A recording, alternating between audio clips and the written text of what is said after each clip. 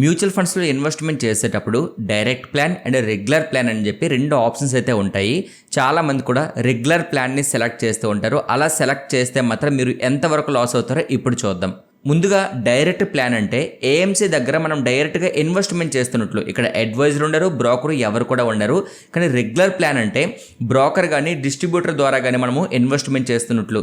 So దీనివలన వాళ్ళకి కొంత కమిషన్ అనేది ఛార్జ్ అయితే అవుతుంది. ఇక్కడ ఒక చిన్న ఎగ్జాంపుల్ చూద్దాం. మీరు సెలెక్ట్ చేసుకునే ఫండ్లో డైరెక్ట్ ప్లాన్ ద్వారా ఇన్వెస్ట్మెంట్ చేశారనుకోండి, మీకు 14% రిటర్న్స్ వచ్చాయి అనుకోండి. అదే ఫండ్లో మీరు రెగ్యులర్ ప్లాన్ ద్వారా ఇన్వెస్ట్మెంట్ చేస్తే మీకు 13% రిటర్న్స్ అనేవి వస్తాయి. ఆ రిమైనింగ్ 1% అనేది బ్రోకర్ కానీ డిస్ట్రిబ్యూటర్ గానీ చార్జెస్ రూపంలో అయితే వెళ్ళిపోతుంది. సో దీని వలన మీరు ఏదైతే సెలెక్ట్ చేసిన ఫండ్ ఉందో ఆ ఫండ్ లో 10,000 రూపీస్ 10 years మీరు ఇన్వెస్ట్మెంట్ చేశారనుకోండి, డైరెక్ట్ ప్లాన్ లో 23.5 lakhs వస్తే రెగ్యులర్ ప్లాన్ లో 22 lakhs మాత్రమే రావడం అయితే జరుగుతుంది. సో ఇక్కడ సేమ్ ఫండ్ సేమ్ ఇన్వెస్ట్మెంట్ అయినా సరే రెగ్యులర్ లో కమిషన్ వల్ల 1.5 lakhs అనేది తక్కువ వస్తుంది. సో దీన్ని బట్టి చెప్పండి, మీరు డైరెక్ట్ ప్లాన్ సెలెక్ట్ చేస్తారా, రెగ్యులర్ ప్లాన్ సెలెక్ట్ చేస్తారా?